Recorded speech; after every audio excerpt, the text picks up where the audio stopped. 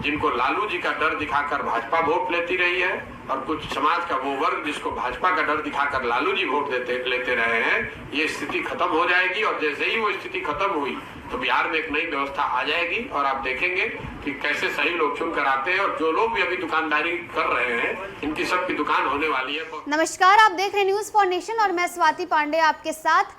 बस मेरी पदयात्रा पूरी हो जाने दीजिए, उसके बाद इन सारे नेताओं की दुकानदारी हम तो यूं बंद कर देंगे। पिछले 32 सालों से लालू प्रसाद यादव का डर दिखाकर बीजेपी वोट लेती रही और बीजेपी का डर दिखाकर लालू प्रसाद यादव वोट लेते रहे।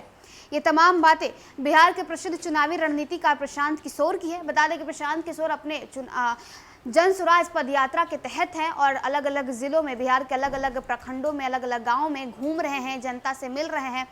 और इतना ही नहीं, बिहार सरकार की नीतियों पर खासकर सीएम नीतीश कुमार और डिप्टी सीएम तेजस्वी यादव पर हमलावर होते नजर आते हैं। ऐसे में एक बार फिर से प्रशांत किशोर ने बीजेपी और लालू प्रसाद यादव को घेरा है।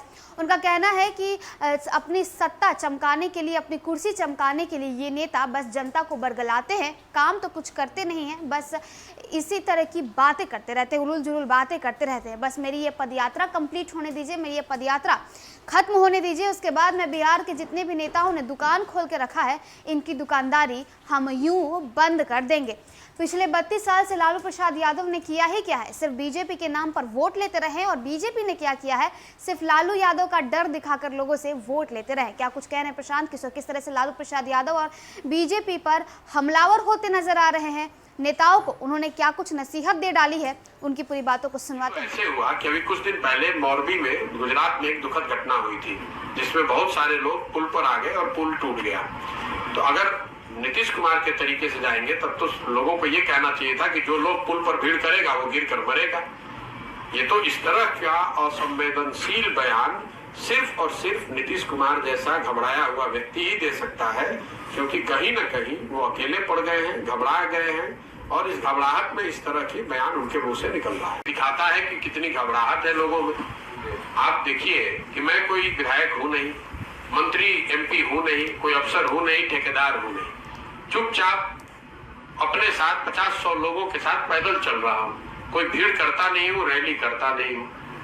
मैं 50-100 लोगों के साथ गांव-गांव, एक गांव से दूसरे गांव पैदल चल के जा रहा हूं।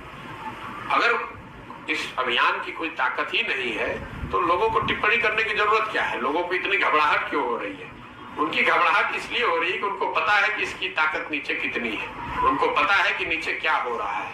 अगर ये ऐसे चलता रहा तो आप देखेंगे कि जन बल, एक बार जनता खड़ी हो गई तो 30-35 वर्ष से जो मजबूरी में बिहार का एक बड़ा वर्ग वोट देता रहा है, कुछ लोग जिनको लालू जी का डर दिखाकर भाजपा वोट लेती रही है और कुछ समाज का वो वर्ग जिसको भाजपा का डर दिखाकर लालू जी वोट लेते रहे हैं, ये स्थिति खत्म हो जाएगी। और जैसे ही वो स्थिति खत्म हुई तो बिहार में एक नई व्यवस्था आ जाएगी और आप देखेंगे कि कैसे सही लोग चुनकर आते हैं और जो लोग भी अभी दुकानदारी कर रहे हैं इनकी सबकी दुकान होने वाली है बंद। तो स्वाभाविक है घबराएंगे और घबराएंगे तो टीका टिप्पणी करेंगे।